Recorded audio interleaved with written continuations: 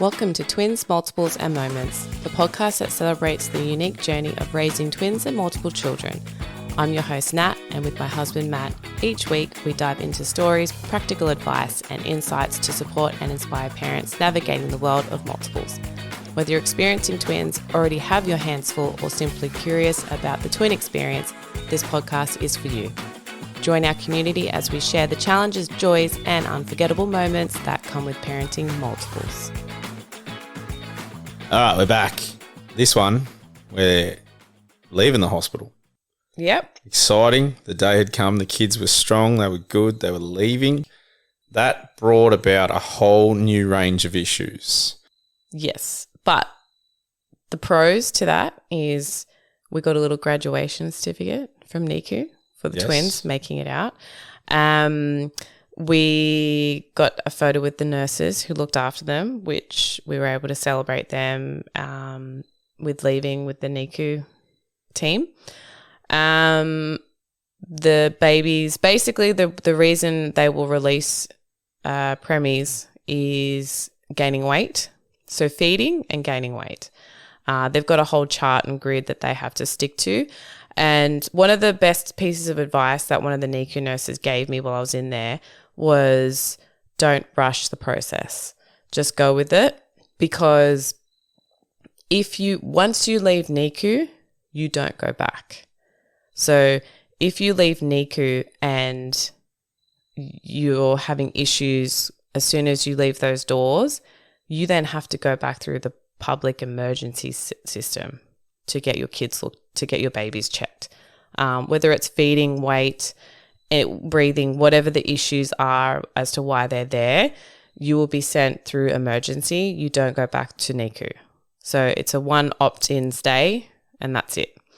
So, yep, the twins met all their, for the back end, the feeding was fine. It was just the weight that we had to hit. And the private hospital was really lovely. They actually let Matt and I stay a night with the twins in a room as a sort of you haven't had a night together because they've been obviously in NICU this whole time. So they set up a room and we stayed the night in the hospital as a precaution of, yep, you got it. Okay, now you can go home, which was great because in that situation, if things weren't okay, we actually were offered a second night, but we opted out because we just wanted to get home. We'd had enough of hospitals. We had enough of traveling. And I actually really missed my son by this point. I just wanted to be a family at home. And we already had a child and had already gone through the whole process. So they were quite comfortable with us just staying the one night, but they also offered us a second. So that was always good, and always speak to your hospital about that option. But yeah, leaving the hospital, carrying two car seats out was quite a different experience. Well, there's a lot of stuff to take out. That was huge. But I think before that, we had to get prepared for that. A lot of people won't realise is that depending on your car, our car, my ute especially, it did not have a third safety harness for you to have a child carrier in. Because we have 3 children.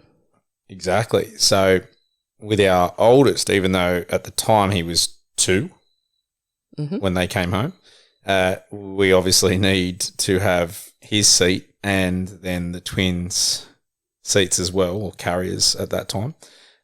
So that was a whole process on its own that I needed to go and get a child restraint attachment put in. That was it was a couple of $1,000, and the guy I think took pity on us and ended up, it was about $1,300, I think, off the top of my head.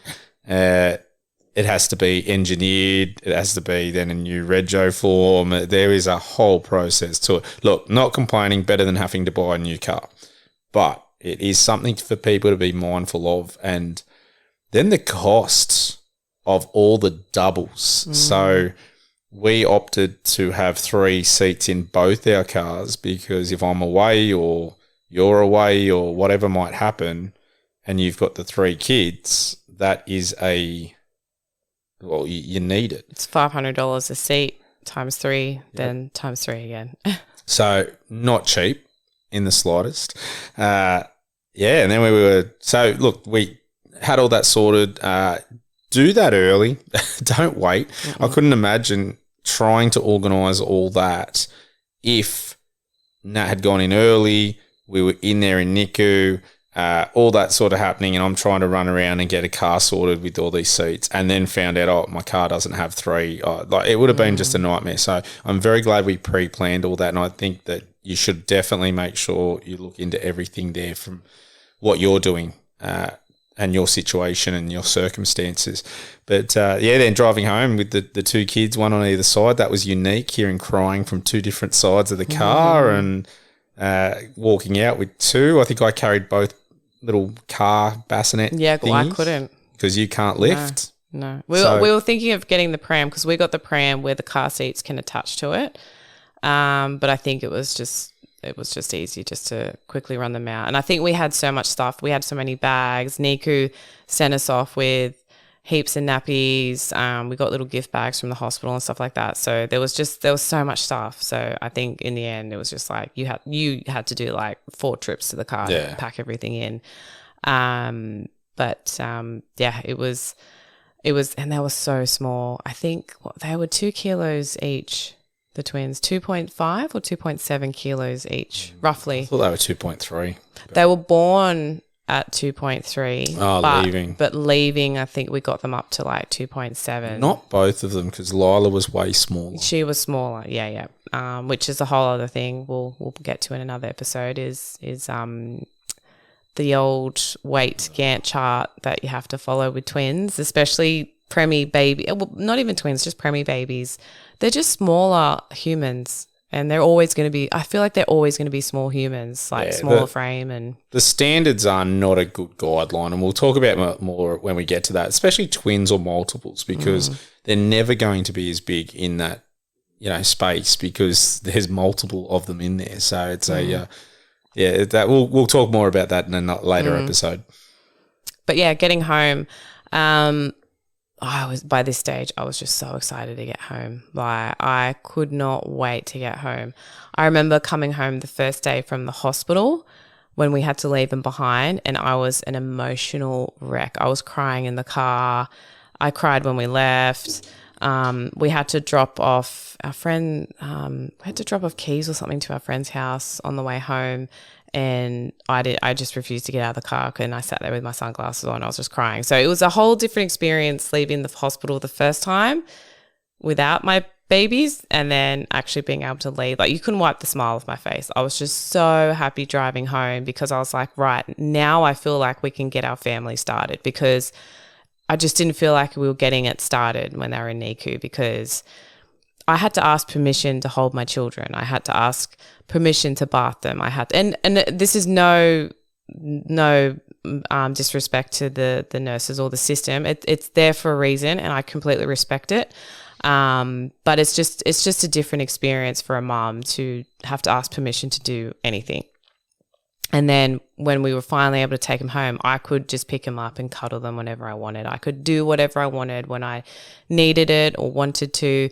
So it was just so magical. So, get through the NICU stage and you get to embrace it when you get home. But then that also begins a whole whirlwind of other things that happen when you bring them home. Well, I was just excited no more driving, that I wasn't going to be in the car for 5 hours a day.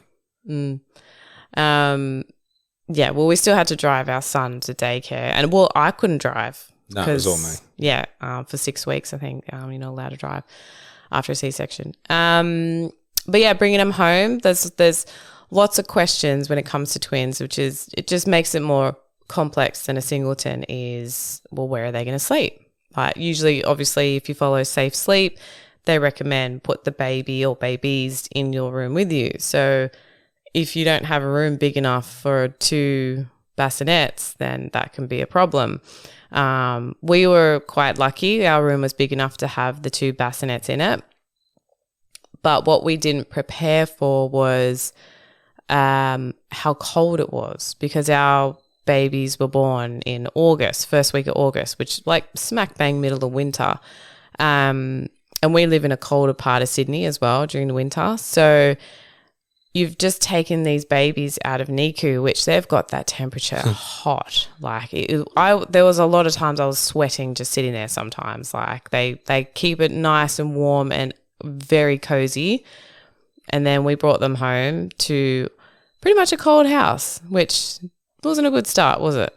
No, and look, the reason they keep it running so hot is so that obviously if it's cold, your body has to warm up, and that wastes calories essentially. And when they're trying to put on weight as quickly as possible in NICU to have kids meet those standards to move on, so they were dialed into a nice warm temperature coming home and hitting the cold. I think they just got hungry quicker, and because their little bodies were having to generate their own heat, work harder. So they were feeding all. Now, here is probably the biggest thing we learned. I was probably I've said it before to many people. I was the idiot that went, twins, that's okay. It's just twice everything. They'll be on the same schedule. They'll wake up at the same time. They'll want food at the same time, etc., etc., etc. How wrong I was. I think just don't go in with high expectations. Be very flexible. If you can get them on similar schedules to give you a break so that they're sleeping at the same time, etc., great. But just don't put pressure on yourself to sort of nail that process, because sometimes it doesn't work. They're still two very different individuals. And I think NICU also set us up for a bit of a false reality. Yes, exactly, because they nailed it in there. And obviously they had reasons to, like they had perfect temperature set at perfect times. They couldn't tend to the babies. If they all started crying at the same time, they couldn't tend to all of them at the same time. So they had their system, which we really tried to follow when we got home. Like we had a full notepad with times and everything like that we tried to stick to. But look, unfortunately, it just didn't work. Well, I think the big reason it didn't work for us, and it might for you if you're having twins or you've had multiples, our reason was that A, the kids were breastfeeding, and B, there was a big disparity between their weights. So our son Axie, he ate a lot, not less, but he ate longer intervals. So he stretched his intervals quite quickly. Because he didn't have reflux. And he didn't have reflux as bad. They both had reflux, but nothing like our daughter Lila. Lila was just... she would lose a good half a feed every single feed. So she was constantly hungry, and that hunger woke her up. And then they were just, their sleeping schedules were really not even close. So one would be awake, one would be asleep. And that made it even more challenging, because if one's awake, one's asleep, you're up dealing with the awake one. And then you're up again. So there was periods there you'd feed, try and go back to bed, and I'd be holding one, and then the other one would get up, and it would just be like a yo-yo event all night.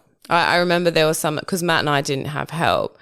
Your parents came down for a couple of weeks, but... added to what we needed to do. But it was like... It's a lot for like external people to take on too, right? Like there's two little humans, and... like it can be a bit confronting if you're the one that has not just step in for love and cuddles and leave after an hour. Like if you're there to try and intervene, like it there's a lot happening and it doesn't stop. So Matt and I just ended up, for what worked for us is we ended up just sleeping in separate rooms for 3 months. Yeah. At least, I think it was at least 3 months. I slept in our living room, and I set up our second living room where the fireplace is. I set that up as my bedroom, and the twins' bassinets were in there. And because obviously the heat from the fireplace, it just kept that room perfect. I closed all the doors. The rest of the house was cold, unlucky, but we were going through survival at that stage. And so I would take the midnight to day shift, and then Matt would take them from 6, 7 o'clock to midnight-ish, sometimes would stretch it out. so that I could try and go to bed and get some sleep. But yeah, look, I mean, you just find what works for you. That's not everyone. That's not going to work for everyone. If you have help, just get it in, get the help. You know, any little bit can help in any way. But yeah, we just sort of did it that way, and it worked. Like, we got through it. And in the end, it wasn't about, that sounds horrible. It wasn't about being the best parents in the world. It was literally just about just surviving and getting through it and looking after our mental health. I think that was very important sort of dip that we had to deal with. I remember there was a one point in the newborn stage with the twins where you and I were having a very serious and open conversation about how we were feeling, because we were both just down and defeated. Looking for stylish and comfortable apparel that celebrates the unique bond of twins and multiples? Then check out our online store. Head to our Instagram page and click the link in our bio to see the range of clothing designed specifically for parents and their multiples. Our collection includes matching outfits, t-shirts, baby clothing, and accessories that are both adorable and practical. Plus, we can even make custom designs. Check us out online, and don't forget to DM us if you have any questions or have some insights you'd like to share with us as well. I think you've got to be flexible and adaptable, and you've got to do what works for you. There were things that we would do that probably people would look down upon or go, that's not the way you should do it, but it just helped us get through what we had to get through. And as Nat said, there were times there that was very confronting, because you just sit there and go, my life's just completely changed and it's never going to be the same. Like, there's two of them, so you can't feed at the same time. Like, you did some amazing different things trying to work out how to feed at the same time, and you know, the double pillows and all that sort of stuff. It was full on. And then you sort of, again, as the male, you always feel, I try to do as much as possible, but if I felt that I can't breastfeed, obviously, then trying to give them a bottle, they were terrible with bottles, our kids. They just were horrible. And we consistently, you know, persisted with it, but changing different, you know, teats and right through and just going at it, but it was just never as good. And yeah, it's just you just got to survive and talking to your partner. And if you're having a bad time or a bad day, don't hide it. There was days that we were both super quiet, and you could tell there was something wrong. Oh, well, when you're sitting there, and I still reflect on it now, and you know, as bad as it sounds, I call a spade a spade. It was hell. There was parts of it there that sucked so badly, and I just sat there. I reckon there was weeks I sat there for 9-10 hours a day in spew-covered clothes because they both had reflux and colic. So you were holding on to them and they were just spewing, and it got to the point where the washing was just so much.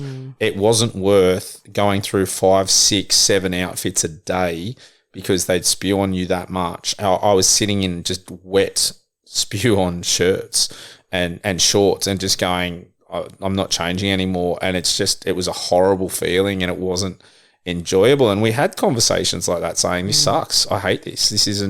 This isn't good, but just get through it day by day. And we just kept focusing day by day. And one of the big things I always sort of said is there's people out there doing it tougher and they get through it. You do the same. And they're single mums with twins. Exactly. Like that's what I put through my head a lot is, you know, and I see a lot of them on Facebook as well, that Instagram that I'm following is in the twins groups and stuff. Like, single parents are surviving it, and my hat off to you, and triplet mums and quadruplet mums. Like, it's funny. I have a lot of my girlfriends who had their first child after we had our twins, and a lot of them, I'd see them, you know, 6, 8 months after they've had their first one, and they would just stop and look at me and be like, you were my motivation to get through the newborn stage, because I don't know how you did it.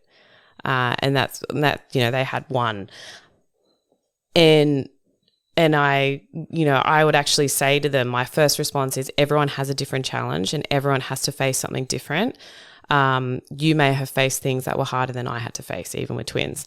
And then the second thing I would always say is, no, I don't have it hard. Triplet mums have it hard. Quadruplet mums have it hard. Like, I've seen the videos of these super women and super dads that are, feeding 3 or 4 of these, and I was struggling with 2. I even struggled with my first singleton in the first 6 weeks. Like, I was counting down the newborn stage, which is technically 6 weeks, counting down to get through it because I actually struggled with my first son.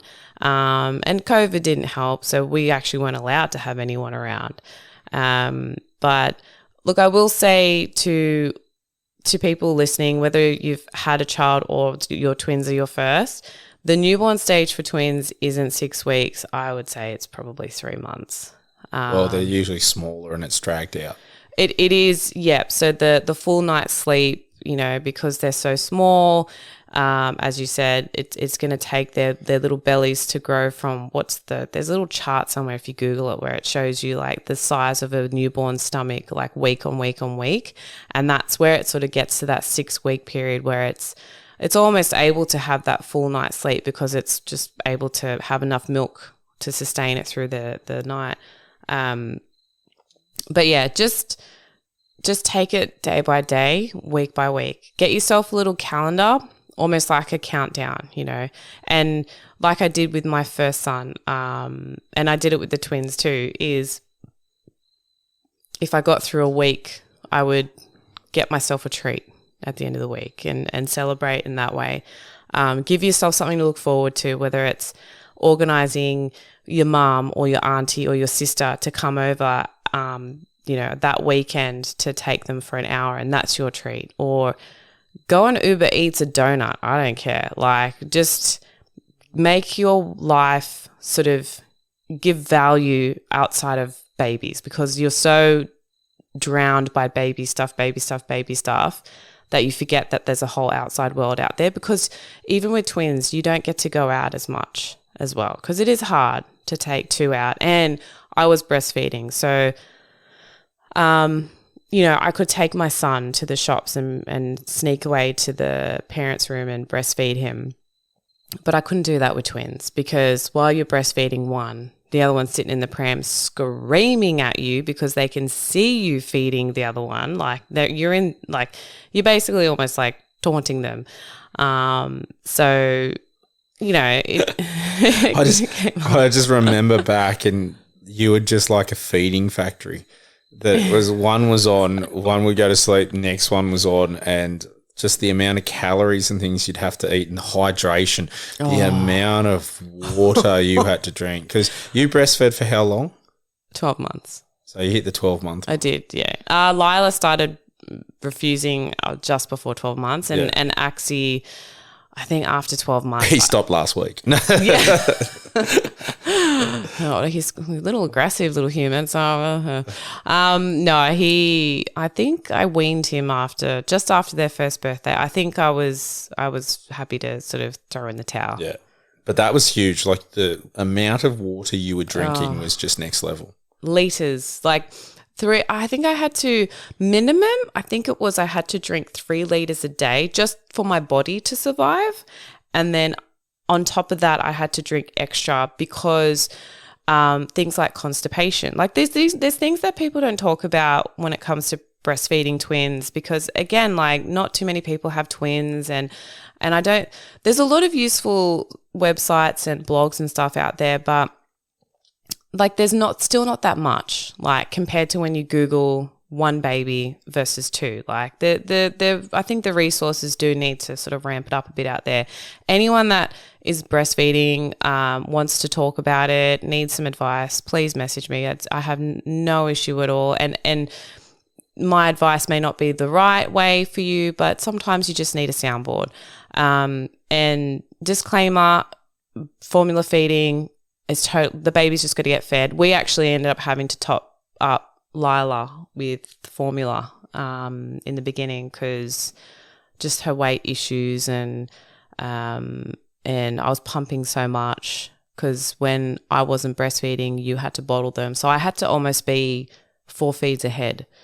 And then it was getting to the point you weren't getting no sleep. So we were trying to make it the formula would offset as well so that you could actually have a stretch of sleep more than 2 hours. Yeah. So it was the whole thing. Again, just do what you got to do. Yeah. And the hydration, just find a way to get fluids into you. I ended up eating, believe it or not, Cocoa Pops. I was smashing Cocoa Pops. And that was one of the other little treats. When I made it through the night shift in the morning, as soon as I saw the sun coming up, I would hustle my way into the kitchen and pour a gigantic bowl of Cocoa Pops every morning. And not just because I was starving and I couldn't eat because it was just shit going wild throughout the night, but I think it was also like my body was just craving liquid and sugar just because I was just like getting drained. I lost so much weight. Like I was burning, I think I did the math. It was something like over 1,000 calories. No, more, I think, for twins, like 1,500 calories a day just to breastfeed twins. Yeah, absolute mental. But yeah, look, I mean, in the end, you just need healthy, happy babies that are fed.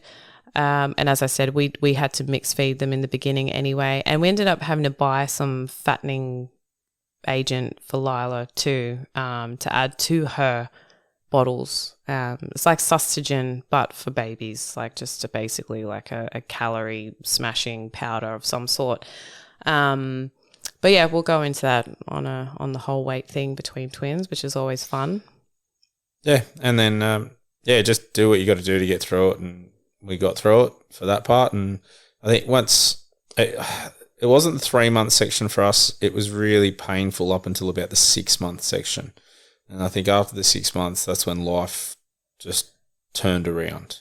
I think the reason for that is we didn't have to pick the twins up so much. They started rolling and floor play and crawling came soon after that. So as soon as they become little independent human beings, you tend to sort of get a bit of breathing space. Yeah, you get that reprieve. All right. I think that's a good place to wrap up tonight's one. So I hope you guys enjoyed it and you got something useful out of it, and we'll catch you next time. See you next time.